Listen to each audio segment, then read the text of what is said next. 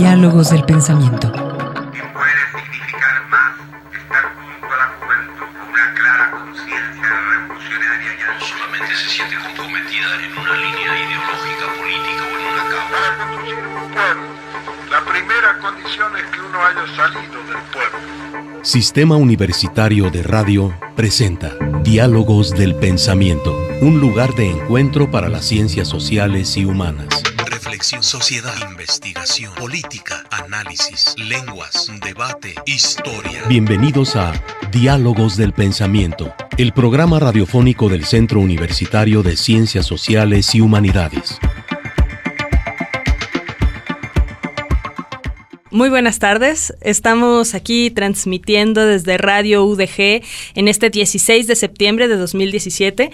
Bueno, este programa en realidad no estamos hoy físicamente aquí, pero lo estamos dejando preparado para ustedes en este día de celebración. Bueno, ya el día de ayer seguramente todos habrán estado de fiesta, entonces bueno, esperamos que les guste este programa. Es el inicio de una diada acerca de la sociedad, urbanización y deterioro ambiental. El propósito es reflexionar sobre los riesgos y las consecuencias que trae la constante ocupación de espacios agropecuarios y naturales adyacentes a las ciudades. Entonces, bueno, para dar inicio a esta temática, que serán, como les comento, 2 emisiones. Bueno, antes agradecer a quien hace posible traer a sus oídos esta producción. En la coordinación está el maestro Carlos Suárez. En la producción agradezco la colaboración de Fabián Robles y de Carlos Ramírez, de Emma Oropesa y de Luz Cuellar. En los controles a Fortino Domínguez, que nos está echando por acá la mano el día de hoy.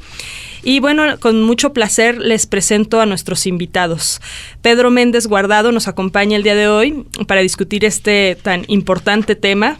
Él tiene una licenciatura en Biología por la Universidad de Guadalajara, una maestría en Ecología y Manejo de Recursos Naturales en el College of Environmental Science and Forestry de la Universidad del Estado de Nueva York en Siracusa, Estados Unidos, un doctorado en Biosistemática, Ecología y Manejo de Recursos Naturales y Agrícolas por la Universidad de Guadalajara.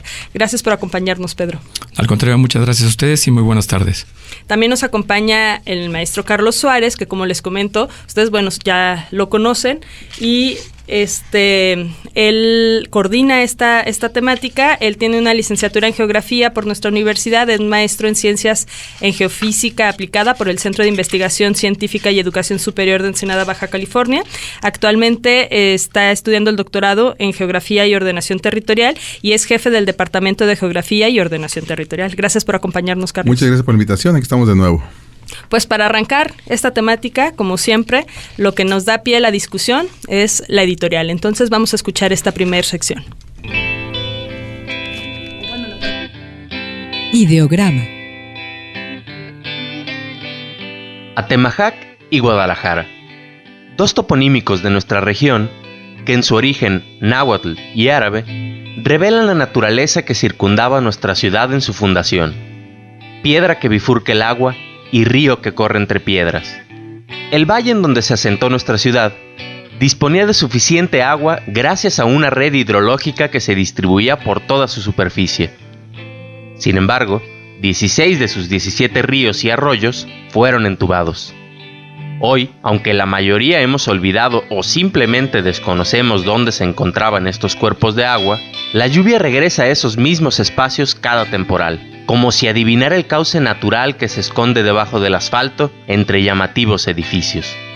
Si a esto le sumamos la obsoleta red de infraestructura hidráulica y el anárquico crecimiento urbano que ha primado en nuestra ciudad, nos da como resultado el continuo aumento del volumen de las inundaciones. De 2010 a la fecha, los puntos susceptibles de anegarse en el área metropolitana de Guadalajara aumentaron un 40%, alcanzando la cifra de 350. Se estima que en promedio hay 70 inundaciones en la metrópoli cada año. Además, una calle urbanizada genera 20% más escurrimiento que una sin pavimentar. Toda esta agua que no logra filtrarse da como fatídico resultado pasos a desnivel que se convierten en fosos infranqueables, rápidos que en su camino cuenca abajo arrasan con todo lo que esté a su paso, deslaves y colonias enteras inundadas, lo que supone no solo cuantiosas pérdidas económicas y materiales, sino de vidas humanas. Celebramos los 78 centímetros que ha recuperado el lago de Chapala en lo que va del año. No queremos que deje de llover, sino solamente no inundarnos. ¿Qué tipo de medidas y protocolos de emergencia de prevención de desastres han aplicado nuestras autoridades? ¿Qué tipo de inversiones para mejorar la infraestructura hidráulica se están realizando? ¿Cuáles son los retos que presenta el crecimiento urbano descontrolado del área metropolitana? ¿Quién se beneficia y quiénes son los afectados con la entrega de permisos de construcción en zonas protegidas?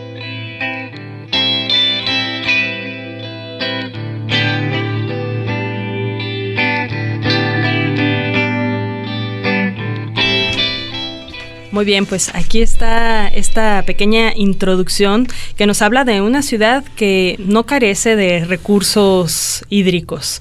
Sin embargo, bueno, hay una situación ahí medio paradójica, ¿no? Que ya ustedes nos explicarán qué es lo que está pasando, por qué se quiere hacer una presa para solventar las necesidades de agua de la ciudad, cuando aquí cada año nos inundamos, qué ha pasado con nuestros afluentes naturales de agua, los ríos, los manantiales, ¿no? Entonces, primero me gustaría preguntarles que nos ayuden a comprender cuál es el valor público que tienen todas estas áreas naturales que parecen como tan descuidadas en la actualidad. Bueno, en el caso de lo que tenemos en el entorno de la zona metropolitana de Guadalajara o área metropolitana de Guadalajara, pues sí hay bastantes recursos naturales, hay área verde, pero desafortunadamente no todas están bien cuidadas, ¿no? De repente priva el sentido de lo privado sobre el espacio público y entonces no se le reconocen todos los beneficios que nos pueden dar estas áreas naturales, tanto en la prevención de algunos riesgos, como puede ser esto de inundaciones, también como en los servicios y bienes que nos pueden proveer y que podríamos utilizarlos para también subsanar algunas de las problemáticas que tenemos en la ciudad. Sí, como dice Pedro, Guadalajara o la zona metropolitana de Guadalajara es beneficiada por varias áreas verdes importantes. Tenemos la Sierra de la Primavera en el sector suroeste de la ciudad. Tenemos la Barranca de Río Grande Santiago. Tenemos eso al norte. Tenemos las planicies de Zapotlanejo y de Tlajomulco hacia el este y hacia el oeste. Y todo este recurso, sobre todo los naturales, que aún se conservan aquí la Primavera y la Barranca, pues no son aprovechados como debe y han sido afectados y con ende haciendo un deterioro de sus servicios ambientales que genera la ciudad. También el crecimiento de nuestra ciudad ha generado otro tipo de situación, el crecimiento de la traza urbana, el cemento, el chapopote, como dice mucha gente, han alterado ríos, han alterado el relieve. Y eso, con el tiempo, con el paso de las décadas, ha hecho que aumenten, como decía la editorial, aumenten los riesgos por inundaciones. Y toda esa agua que en 1950, también 60, 70 se infiltraba, pues ahora la tenemos encima. No logra infiltrarse y no hay manera de sacarla. Hay que tener elementos mecánicos para poder sacarla. Pero, y toda esa agua que se saca se desaprovecha. Se va a la barranca nuevamente y se drena hacia el río Santiago en forma de agua sucia. Y entonces estamos deteriorando también otra vez ese sistema ambiental que tenemos al norte de la ciudad. Entonces, pero no sé si estás de acuerdo con esa parte. Sí, de hecho, justamente pensando en esto de toda la cantidad de agua que llueve en Guadalajara, que podría ser suficiente, además de que se está desperdiciando, la estamos contaminando con el agua de drenaje. O sea, no tenemos todavía la capacidad de poder separar lo que fuera el agua limpia de la lluvia, poderla almacenar y utilizarla después en el consumo de la misma ciudad, y en cambio lo que estamos haciendo la mezclamos con agua sucia, o sea, lo limpio se convierte en sucio y va directamente, como comenta Carlos, hacia la barranca, ¿no? Generándonos un conflicto muy fuerte. Como se comentó en la cápsula de entrada, solamente uno de los cauces está a cielo abierto, el resto están entubados y todos, absolutamente todos, están contaminados. Exacto. Y lo que el único que está sin entubar es el río Santiago y las condiciones en las que los podemos ver, pues es tristísimo, ¿no? O sea, un río de agua lleno de espuma. Es una cloaca. Es la cloaca urbana de Guadalajara. Sí, exactamente. Tristísimo. Sí. Y pues, ¿cómo entender cuáles son las principales acciones que hacemos, el hombre, el ciudadano sobre todo? ¿Qué es lo que le provoca este progresivo y constante deterioro ambiental a estas zonas naturales que que quedan adentro de nuestra ciudad o en la periferia? ¿Qué es lo que hacemos el hombre que estamos afectando? ¿Cuáles serían las principales pues acciones? Ajá. Directamente el uso, ¿no? En el caso que nos vamos directo con lo que es el bosque de la primavera, pues bueno, se está haciendo un uso del suelo, de recursos, se está urbanizando. En el caso que se corresponde, por ejemplo, solamente para lo de Tlajomulco de Zúñiga, es una pequeña parte solamente la que corresponde al municipio, lo que es la Sierra de la Primavera, el Bosque de la Primavera, pero está casi completamente urbanizado. O sea, todo eso se está utilizando para fraccionamientos de una alta plusvalía, y eso repercute directamente no solamente a ellos, sino en las zonas bajas, porque vienen los escurrimientos y vienen más situaciones de riesgo, ¿no? Uh-huh. Sí, en este caso, hablando específicamente de Tlajomulco de Zúñiga, debemos considerar que la Sierra de la Primavera es una zona muy frágil ambientalmente. Son suelos muy delgados sobre rocas, en este caso son de tipo riolítico, son rocas ricas en sílice y gran cantidad de pómez, que se conoce como jal aquí en Jalisco. Entonces, esos suelos, al ser urbanizados, hacen que haya un incremento de la erosión, hacen que se incremente, como decía también la cápsula, que se incremente la capacidad erosiva del agua. Y si a esto le sumamos que aguas abajo, la traza urbana o los fraccionamientos son dispersos, poco comunicados, entonces eso hace que se generen bordos y generan las inundaciones cuando hay esas grandes tormentas que caen sobre Guadalajara, que caen lluvias de 40 a 50 milímetros en una hora, pues generan esas inundaciones o esas crecidas tan rápidas que sorprenden a la ciudadanía. Y tú dices, un fraccionamiento, por ejemplo, en la zona de Santa Anita, que está lleno de fraccionamientos nuevos, que de repente se inundan. Dices, aquí nunca se inundaba. Y resulta que pues el nuevo fraccionador hizo un canal que no lleva a ningún lado. La autoridad le exigió que construyera un canal de desagüe, lo construye por 2 kilómetros y termina la nada.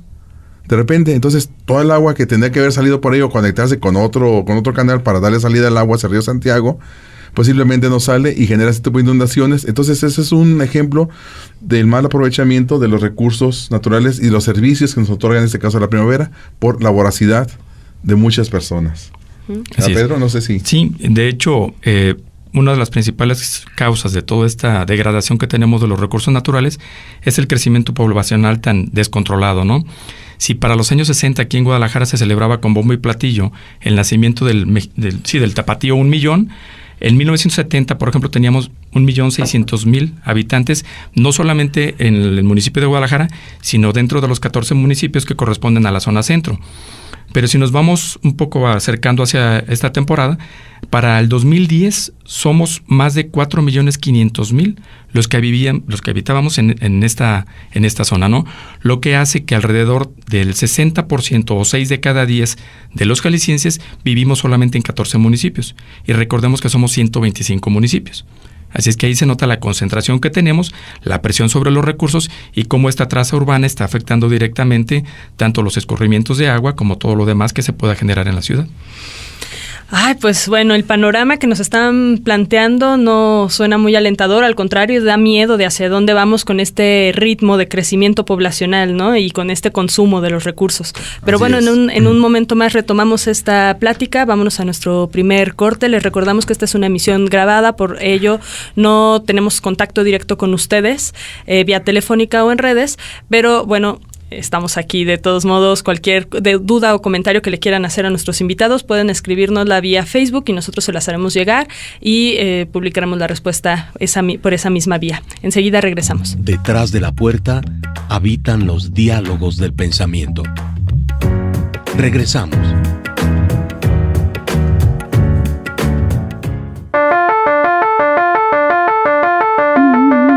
Parafraseando. En 2006, el Bosque de la Primavera fue nombrado por la UNESCO como Reserva de la Biosfera, lo que en teoría obligaba a las autoridades a protegerla estableciendo una zona núcleo, una de amortiguamiento y una de transición.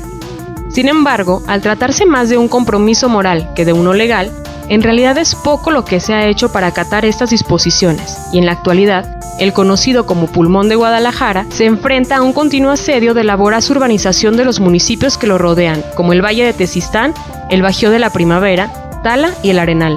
lo que resulta una amenaza directa para la continuidad del corredor biológico de la Primavera hacia la barranca del río Santiago, y del escurrimiento y la infiltración necesarias para la sustentabilidad de los servicios ambientales hidrológicos que presta el bosque al área metropolitana de Guadalajara. Se estima que en menos de 3 décadas esta reserva podría quedar aislada, con efectos desastrosos sobre su diversidad biológica. Por ello, se vuelve urgente tomar acciones y medidas contundentes, visibles, efectivas y coordinadas que reviertan esta tendencia y evite su degradación, que den prioridad al interés público sobre el privado y que se le revalore de acuerdo a la importancia que tiene como socioecosistema único.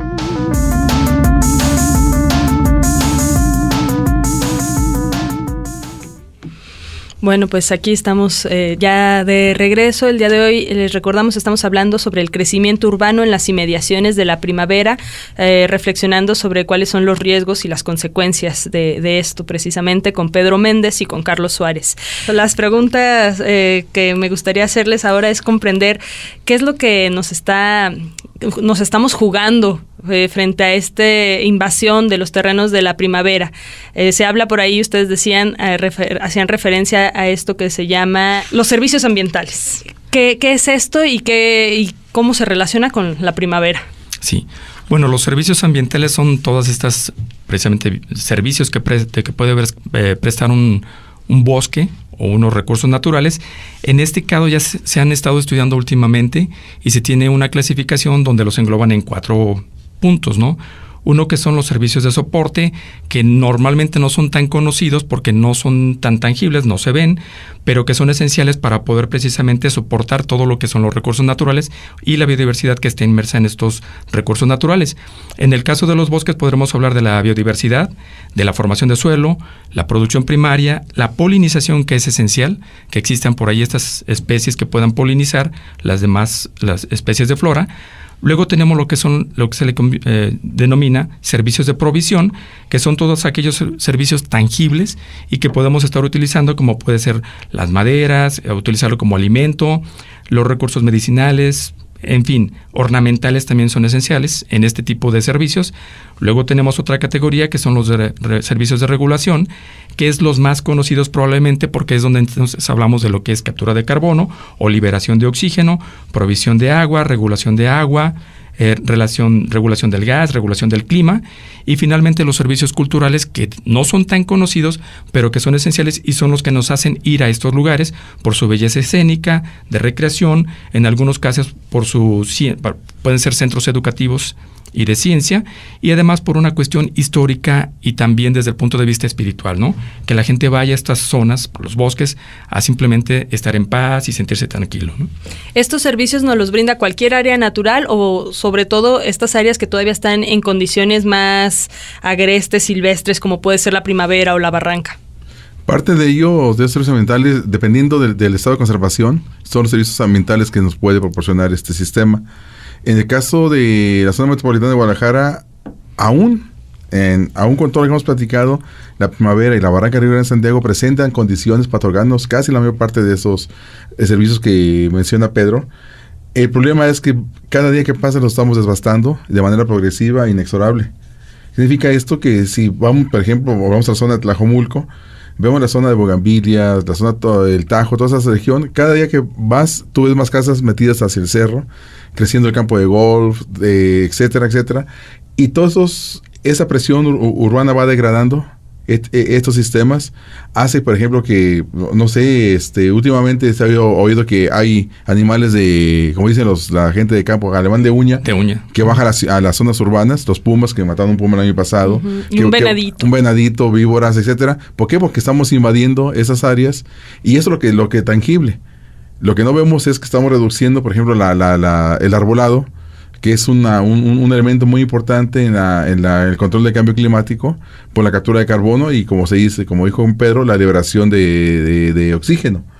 Entonces, al quitar ese arbolado, al quitar esa masa de hierbáceas, de pastos, de pastizales, estamos generando, cuando vienen vuelvo a repetir, esas tormentas intensas, pues que esa zona que fue afectada, que fue urbanizada o que está en proceso de urbanización, el agua descienda sin infiltrarse con mayor rapidez e inunde las partes bajas. Entonces, el agua, en vez de convertirse en un servicio ambiental que nos va a apoyar, que se va a infiltrar, la vamos a extraer de poco a poco a través de los pozos subterráneos para aprovechamiento, ahora se convierte en un enemigo de la ciudad. ¿Qué es lo que pasa en esta temporada de lluvias? ¿Por qué no deja de inundarse la Plaza del Sol? O sea, cada año se habla que se inunda Plaza del Sol, que se inunda, pero es que seguimos afectando la cuenca alta. Entonces, las cuencas altas de ese sector, todas vienen de la primavera. Entonces, esa afectación urbana pues está afectando los servicios ambientales y nos genera, por ende, otros problemas que son los riesgos que estamos hablando. No sé, Pedro, si está de acuerdo. Sí, y de hecho pensando que las áreas naturales pues son, como ya estamos comentando ahorita, esenciales, pero luego tenemos algunos parques aquí dentro de la zona metropolitana de Guadalajara o del área metropolitana de Guadalajara que no necesariamente se les considera como naturales, como puede ser, por ejemplo, el Bosque de los Colomos, pero que sin embargo sí nos presta bastantes servicios ambientales. Entonces, no solamente las áreas que vemos como muy grandes, extensas, que puede ser el Bosque de la Primavera, o en el caso de la Barranca, que comentamos que para mi gusto es de los paisajes más hermosos que tiene el estado de Jalisco, y con muy buena calidad en cuanto a servicios ambientales, pero la estamos degradando, ¿no? Pero entonces todas estas áreas, que consideramos naturales o no, nos prestan un determinado tipo de servicios. No todas nos prestan todos los servicios, pero en algunas en una calidad o en otra cantidad. Pero en el caso, por ejemplo, de los Colomos, mucho de lo que estamos hablando de que polinización, biodiversidad, que nos baja la temperatura, nos hace que tengamos un clima más agradable, captura de agua, liberación de oxígeno, todo eso se puede presentar. En el caso, por ejemplo, el Parque Metropolitano tiene menos servicios ambientales, pero también tiene captación de agua. Así es que tenemos diferentes grados en los cuales nos podemos servir de los servicios ambientales. Y ahora en la cápsula hablábamos sobre esta posible, que quede aislada la primavera. ¿Qué repercusiones tendría eso? Y actualmente, pues, ¿qué pasa con la fauna que sigue viviendo al interior? Pues no, o sea, ya hemos visto los que quieren cruzar para, pues, su ruta, supongo, natural, pues terminan atropellados, ¿no? En vías rápidas. Uh-huh. Así es. Bueno, es muy importante esto porque se está fragmentando los recursos naturales, ¿no? Con la fragmentación lo que estamos haciendo es que precisamente se están evitando ya los caminos, el tránsito natural que tenían los animales, tanto en temporadas o simplemente su actividad diaria, tendrían que transitar de una zona a otra. En este caso, como se está haciendo cada vez una restricción mayor al recurso en el Bosque de la Primavera, con lo del macrolibramiento y demás, pues se está restringiendo y entonces estamos fragmentando cada vez más los recursos y los animales están tendiendo a desaparecer. Porque no pueden transitar de una zona a otra, ¿no? Para buscar alimento, refugio. Y desaparecer los animales significa a la larga, en realidad, también desaparecer toda la flora, ¿no? Que puede haber al interior del bosque. Hay un equilibrio entre flora y fauna, y sobre todo en esas áreas, en la cual, como comenta Pedro, esa infraestructura que se ha generado en los últimos años, los últimos lustros, se puede decir, y el crecimiento urbano genera esa fragmentación. Por ejemplo, la primavera se conecta con la Barranca de Río Grande Santiago en su sector noroeste, lo que es la zona del Reventón en la primavera, allá por la salida a Nogales. Hay abajo de la carretera vieja, bueno, de lo que es la carretera normal, hay algunas alcantarillas que sirven de pasos de fauna. Pero ahí se cuenta con el Cerro de Tepopote y ahí entran a través de Sistán y entran a la Barranca. Entonces, ese es como un corredor que existe en esa región, pero ahora con la urbanización de esa región, con la construcción de gasolineras, con la construcción que pretende ser el Tepopote, que por eso lo quemaron el año pasado. Perdón, a Jorge, que cosa que no es cierto. No tengo, es una hipótesis. Entonces, esa tendencia de fraccionar de terreno que se ve libre listo para urbanizar, todos se quieren urbanizar. No hay nada que no dejemos, que hay una conciencia tanto de la gente, los inversionistas y el gobierno, los gobiernos encargados de esa parte de la planeación urbana, de delimitar esas áreas. Aunque existan planes de ordenamiento territorial, por ejemplo, Zapopan tiene un plan de ordenamiento territorial que hicimos en el Departamento de Geografía hace varios años, y pues no se ha respetado. Entonces, esa parte se está como una zona de conservación y creo que se le cambió uso de suelo o se le quiere cambiar para poder dar lugar a ese tipo de fraccionamientos. Entonces, ese tipo de acciones, poco entre uno y otro se van concatenando ese tipo de elementos para al final generar la obstrucción o el detenimiento de esos de servicios ambientales que generan estos espacios verdes en la región y que aún persisten a pesar de la presión urbana. Por eso decía hace rato que estamos a un paso de perderlos, pero todavía se pueden salvar. Yo veía por ahí algún video, creo que era en Holanda, donde hacían las carreteras, pero por debajo y encima mantienen como estos corredores naturales para que la fauna pueda seguir cruzando. ¿Por qué algo así no se les ha ocurrido aquí? ¿Por qué no es factible eso? Cuestión económica, lo primero, ¿no? Yo no creo que no se les haya ocurrido, sino que simplemente lo que se tienen para poder invertir en crecimiento de la infraestructura no es lo adecuado o lo que se debería de hacer. Entonces siempre está prevaleciendo el carácter económico sobre las cuestiones de la naturaleza, ¿no? Estamos supeditando la naturaleza a las actividades. Y comentaba Carlos el caso de los fraccionamientos. Si nos vamos, por ejemplo, estamos hablando de recursos naturales y que nos proveen de ciertos servicios, pero ya hablamos también del crecimiento urbano en la área metropolitana de Guadalajara y estamos dejando de cultivar. Tlajomulco es el caso de eso, ¿no? Y por eso también tanta inundación en Tlajomulco, porque eran terrenos bajos. Hortícolas, exactamente, que ahora son fraccionamientos y obviamente se están inundando porque el agua no tiene salida. Pero entonces estamos dejando de producir alimento para la zona metropolitana porque estamos cultivando casas en lugar de producir o de cultivar alimento, ¿no? Entonces ese es uno de los grandes problemas que tenemos en la falta de visión y que está prevaleciendo siempre la cuestión económica sobre el bien común y sobre el bien de la sociedad, ¿no? Pues tristísimo esto, pero bueno, depende de nosotros, ¿no? Que salgamos y exijamos precisamente que deje de privilegiarse a unos cuantos para preservar estos recursos que son de todos. Vámonos a nuestro siguiente corte, enseguida regresamos, quédense con nosotros. Diálogos del pensamiento. El espacio de las ciencias sociales y humanidades. Continuamos.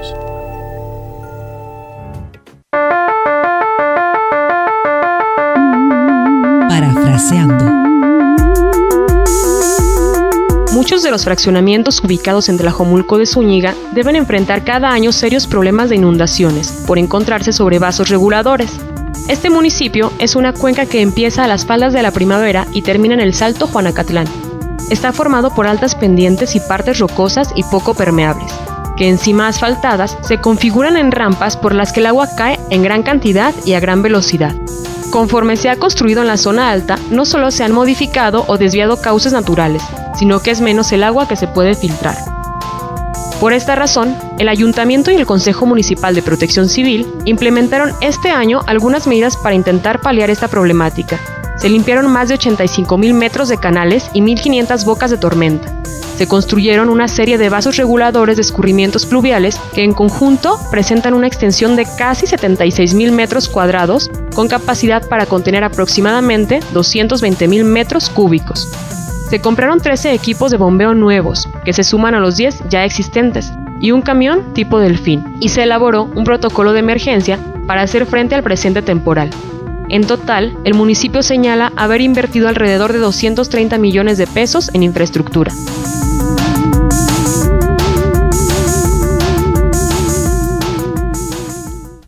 Bueno, pues estamos de regreso a esta primera emisión de la Diada Sociedad, Urbanización y Deterioro Ambiental. El día de hoy abordamos el crecimiento urbano en las inmediaciones del Bosque de la Primavera con Pedro Méndez y con Carlos Suárez. Pues a ver, aquí escuchamos algunas medidas que implementaron este año las autoridades en Tlajomulco de Zúñiga, que es una de las zonas que con más frecuencia se ve, o con peores resultados se ve muy afectada, ¿no? Cada año en el periodo de lluvias. ¿Qué nos pueden decir sobre estas medidas? ¿Son suficientes este tipo de medidas? ¿Es lo que necesitamos? Las medidas que ha implementado Protección Civil de Tlajomulco de Zúñiga para contener los escurrimientos en las partes medias de la montaña son una medida paliativa. Han generado, aquí les faltó parafraseando, que han creado 2 presas sobre el arroyo de los Guayabos, sí. Nuevas, donde no existe una presa, entonces ya ahí degradaron, hicieron un hoyo para contener agua, esa agua que se menciona aquí, y todo para poder contener que no inunde la parte baja, la zona de Santa Anita, la zona la zona plana de Tlajomulco.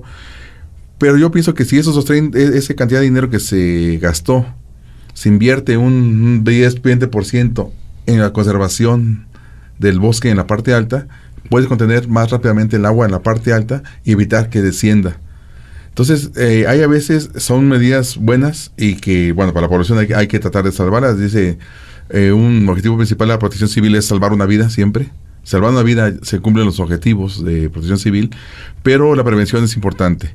Entonces, en ese caso es necesario que se tomen en cuenta también medidas de conservación en la parte alta de la cuenca, o sea, la zona donde está el bosque, que no se siga alterando esta parte. ¿Por qué? Porque ahí es donde sale el agua. Si la contienes ahí, el agua se va a quedar ahí y se va a infiltrar y va a ser en el corto o mediano plazo de muy útil, pero va a llegar por debajo del subsuelo para aprovecharla, como decía hace ratito, a través de pozos.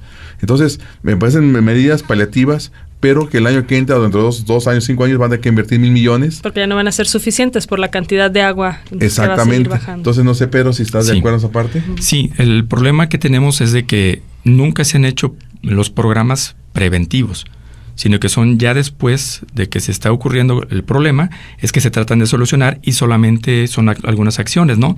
En el caso de Tlajomulco, por muchos años, por varios periodos, se estuvo construyendo sin ni siquiera tener un programa de planeación adecuado, casas que no eran las adecuadas para las personas que las compraron y que ahora están abandonadas, precisamente porque estaban muy alejadas, no estaban dotadas de servicios y estaban sobre zonas de riesgo de inundación, porque ya comentamos que eran zonas de producción agrícola, ¿no? Entonces, ahora ya los gobiernos creo que están un poco diferentes. Hay programas, ya están de tratar de evitar estos riesgos. Están unos programas ya de reforestación, no solamente para el bosque de la primavera, sino para los otros pequeños espacios de cerros y bosques que tienen en el mismo municipio de Tlajomulco. Entonces, sí están con esa visión de tratar de mejorar la calidad de vida, pero les llegó ya tarde esta intención de poder hacer algo por la asociación, por la sociedad. Entonces sí estamos retrasados en esta cuestión porque no planeamos con tiempo, sino simplemente estamos solventando ya las urgencias de lo que tenemos ahora y que tenemos que hacer alguna actividad, ¿no? Alguna acción. Y, por ejemplo, el actual modelo uno de los problemas que por el que ahora está Tlajomulco en esas condiciones ha sido el modelo de urbanización que se ha implementado durante los últimos años. ¿Qué nos pueden decir sobre este? Sí, el modelo de urbanización de Tlajomulco ha sido, como decía Pedro, caótico, sobre todo en los últimos 10, 12 años, en la cual creció de manera anárquica y dispersa. Significa eso que iban comprando parcelas de 4 o 5 hectáreas y construían casas sin un tipo de comunicación y luego al kilómetro o 2 kilómetros construían otro fraccionamiento, pero no había un plan maestro de urbanización previo, de ordenamiento de ese crecimiento, como se hace en países desarrollados, en la cual primeramente fraccionas, urbanizas, ingresas a los servicios, conectas esa área hacia las vías de comunicación y luego ya permites construir las casas. Así, ese es el paso. Y aquí no, aquí construyes casas y después a ver cómo se conectan hacia las vías de comunicación, a ver cómo les damos agua, cómo les damos drenaje, a ver si la luz de la circunvalación quiere entrar. Y como para cuando los que las habitan se dan cuenta de todo lo que les hace falta, ellos ya van, quién sabe en dónde, con la maleta llena de dinero, pues no les importa, ¿no? Exactamente, así es. Entonces, y todavía lo ves cuando tú llegas de un vuelo al aeropuerto de Guadalajara, tú ves una zona de urbanizada muy bonita, rodeada de áreas agrícolas, de ganado, y luego allá a disperso otro fraccionamiento. O sea, existe ahorita como dice Pedro, una política de la actual administración de Tlajomulco de ordenar eso. Pero creo que es una tarea, así como tardaron 10, 15 años en generar ese desorden, yo creo que va a tardar otros 10, 15 años en volver a ordenar ese crecimiento urbano y por ende reducir los efectos de esa urbanización, los efectos ambientales de esa urbanización. Entonces es muy importante que existan esas políticas o esas tendencias que esperamos que los próximos gobernantes que entren el año que entra sigan con esas políticas y no favorecer la ocupación del suelo urbano de manera agresiva por los fraccionadores. Sí, de hecho, actualmente ya no se permiten construcciones porque estas últimas administraciones lo han prohibido, lo han regulado. No se permiten ya zonas habitacionales o casas menores de 90 metros cuadrados, cuando antes podrían ser de 60, 70 metros cuadrados. Entonces ahora quienes tratan de regular se convierten en los malos para los fraccionadores y tienen muchos problemas porque como ya se habían permitido en administraciones anteriores la construcción de casas de 60, 70 metros, y ahora ya no, simplemente por calidad de vida de las personas que las habitan y por las cuestiones de la problemática ambiental también, ¿no?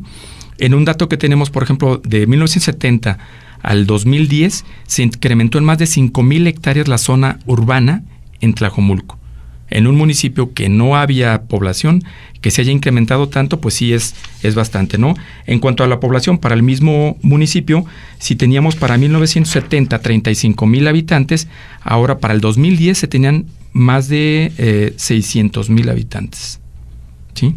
Entonces sí significa, 400,000 habitantes. Entonces sí es un incremento bastante, cerca de 400,000 habitantes en un incremento en 40 años, es demasiado para una zona que no estuvo regulada.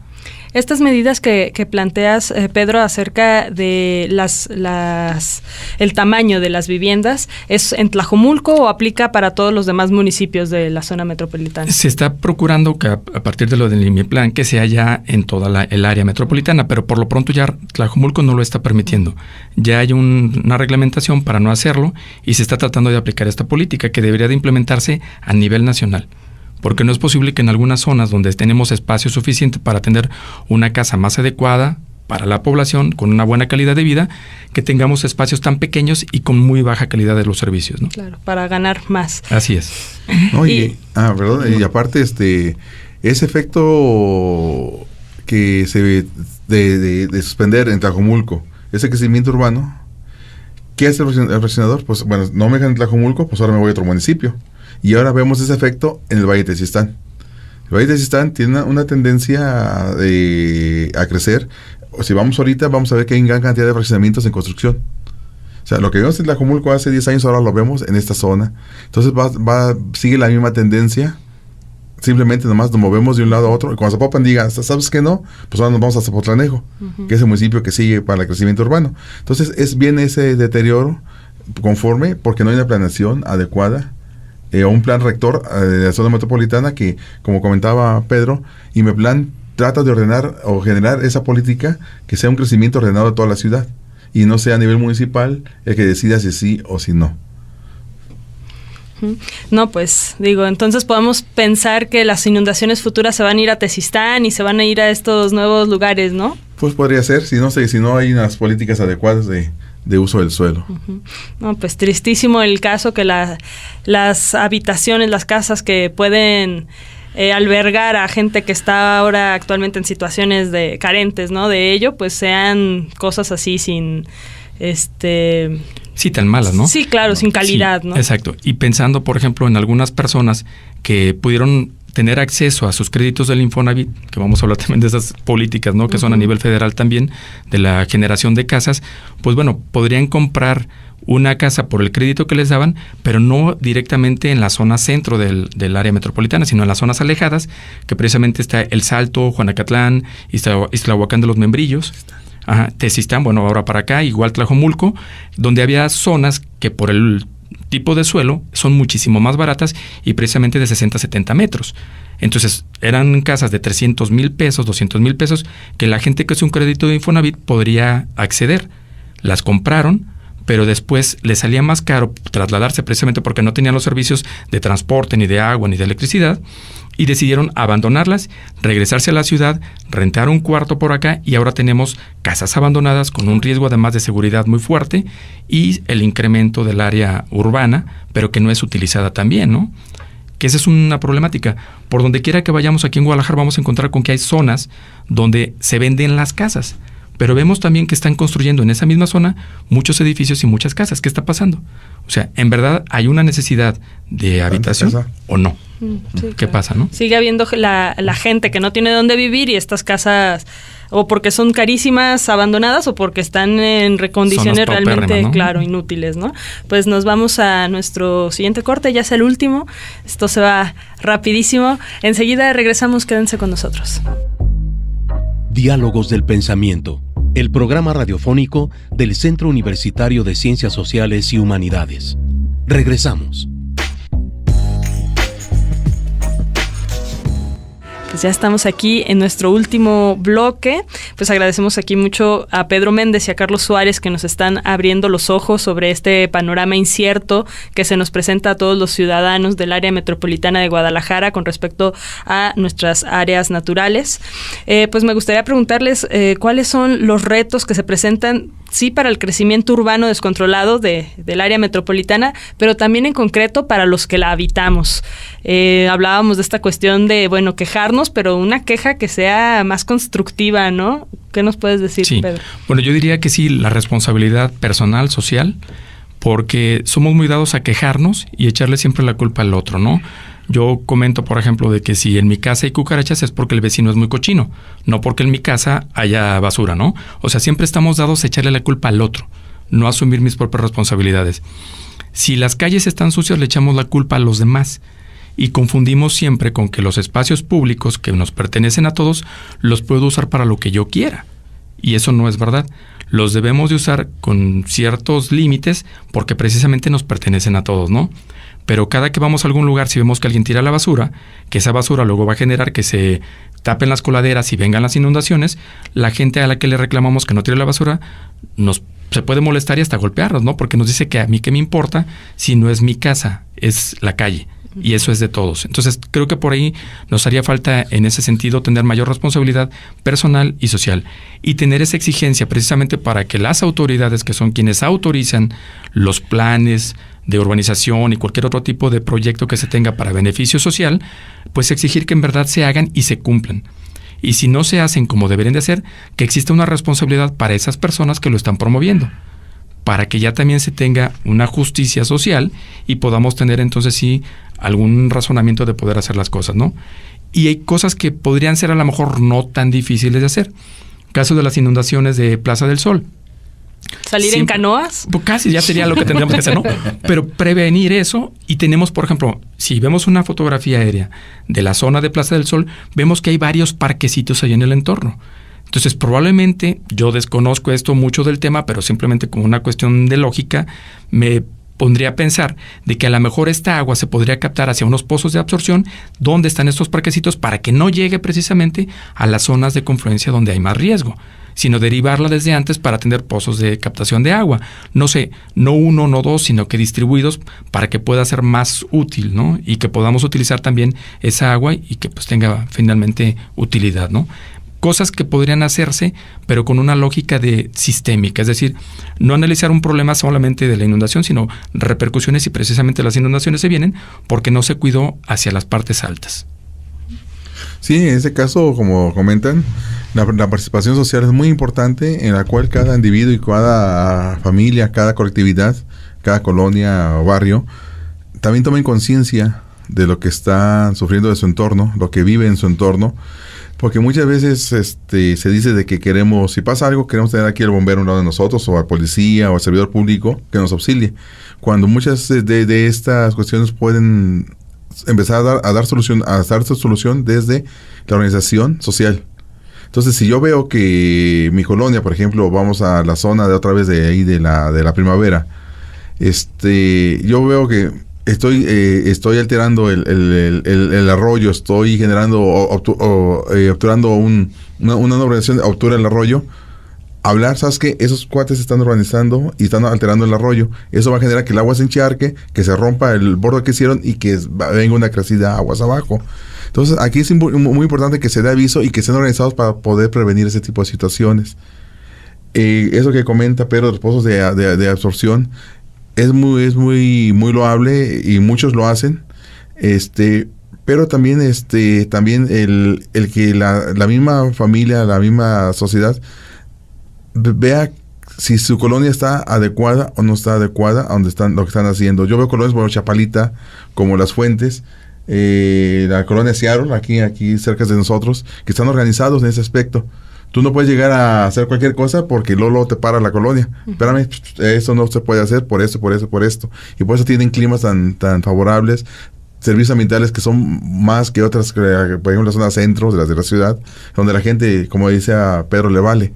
Entonces es muy importante que la gente se organice y que tome conciencia de lo frágil que es vivir en este mundo y cómo estamos alterando el medio ambiente con nuestras acciones, y tomar esa conciencia. Es muy importante esa situación. Volvernos sin duda vigilantes de lo que hace el otro, pero además responsables de lo que hacemos nosotros. Exactamente. ¿No? Y el otro va desde el gobernador o el gobernante que toma decisiones que nos afectan a todos, ¿no? Que por llevarse 3 pesos a la bolsa y no cuidar nuestros recursos, hasta si yo veo que alguien tira basura en una esquina que no, cuidar ese espacio que finalmente es de todos. Para concluir, pues ustedes cómo ven hacia dónde va creciendo la ciudad, cuáles son los principales problemas que nos debemos estar alertas en los próximos a corto, mediano, largo plazo. Sí, pues la ciudad no puede crecer para muchos lados, ¿no? Porque tenemos la barranca, tenemos la primavera, y entonces, ¿a dónde se va a extender? Hacia donde están los valles, que precisamente son los que eran los más productivos, tanto es el valle de Tezistán, los valles de Zapopan, como es el caso de Tlajomulco, que también era una zona productiva. Entonces, esas son las zonas que tienen más riesgo de donde se puede extender la zona metropolitana. Ahora, precisamente ahí es donde hay que regular de qué tanto se puede crecer por la pérdida que estamos teniendo de la calidad ambiental. Y eso conlleva muchísimas cosas, no solamente el incremento de la temperatura, la falta del agua, pero también tenemos lo de la contaminación ambiental. Sí, entonces, como comentamos hace rato, esto tiene que verse como un sistema. Si vamos a ver lo del crecimiento urbano, también hay que ver lo de los servicios, el sistema de transporte y todo lo que conlleva para poderlo regular y que no tengamos problemáticas a futuro. Sí, entonces esa tendencia actual de ocupar los espacios que quedan en los valles de Tezistán y de Tlajomulco de Zúñiga debe ser ordenado. Si no, ha sido muy redundante durante toda la charla que hemos tenido, vamos a entrar en el caos ambiental. Creo que aún estamos a tiempo, aunque ya hay cosas que pues ya se ven muy feas, pero de ordenar esas áreas autoras, grandes productoras de por ejemplo, Tezistán era el primer lugar del país en producción de maíz blanco, y sí, se perdió. El Valle de Tlajomulco era una zona de producción de hortalizas, rábanos, calabazas, zanahorias, toda esa cuestión. Entonces es tiempo que aún conservemos parte de esas áreas. Se puede convivir, ¿no? O sea, podemos seguir habitando y teniendo estos campos de cultivo. Exactamente, deberíamos, de hecho. Deberíamos aprender a hacerlo. Si vamos a Estados Unidos, vamos a Canadá, vamos a Europa, vemos las ciudades, de repente termina la ciudad y comienza un campo agrícola o un área natural. Y allá, como a los 2 kilómetros, hay otro fraccionamiento, pero debidamente conectados, debidamente con sus servicios. Entonces, eso es lo que debemos aprender a veces de los viajes que se hacen al extranjero, que hacen nuestros políticos, que constantemente viajan al extranjero, que vean esas situaciones y que las apliquen aquí en nuestro país. Caso complicado, ¿no? Sí. Por ejemplo, una anécdota que yo tengo de hace ya algunos años, en el caso de Tlaquepaque, que estaba haciendo precisamente un estudio en aquel momento sobre la sustentabilidad agrícola de los municipios, y estaba viendo la sustentabilidad agrícola en Tlaquepaque. Me voy a entrevistar con alguno de las personas, de los directivos de la producción agrícola, y él, pues decepción para mí, porque más bien me decía que había una señora que era viuda, por cierto, por ahí en la zona cercana a Tlajomulco, entre Tlaquepaque y Tlajomulco, que todavía tenía un terreno agrícola, pero tenía presión por todo el entorno ya, por la construcción, lo urbano. Ya todos los demás habían vendido, menos ella. Y entonces persona que se supone que tendría que hacer la promoción agrícola estaba conminando a la señora que vendiera para que no se metiera en problemas. Entonces creo que esta cuestión tiene que venir desde arriba y desde abajo. Sí, claro. O sea, exigencia de abajo de nosotros como sociedad, pero que nuestros dirigentes administrativos estén enterados de la problemática, porque desafortunadamente no pasa. Pues se nos ha acabado el tiempo. Muchísimas gracias por esta charla tan reveladora. Esperamos que la gente que nos escuchó, que nos acompañó en este sábado 16 de septiembre, aunque nosotros no andamos por acá físicamente en radio, les recordamos que esto fue un programa grabado, pues esperamos que abran los ojos también junto con nosotros y ayuden a presionar, ¿no? Y a exigir lo que les corresponde y a cuidar a su entorno. Muchísimas gracias, Pedro, Carlos. La próxima semana retomaremos este tema. Ok, aquí nos vemos la semana que entra. Muchas gracias y muy buenas tardes. Hasta luego. Reflexión, sociedad, investigación, política, análisis, lenguas, debate, historia. Gracias por acompañarnos en una emisión más de Diálogos del Pensamiento, un lugar de encuentro para las ciencias sociales y humanas. Hasta la próxima.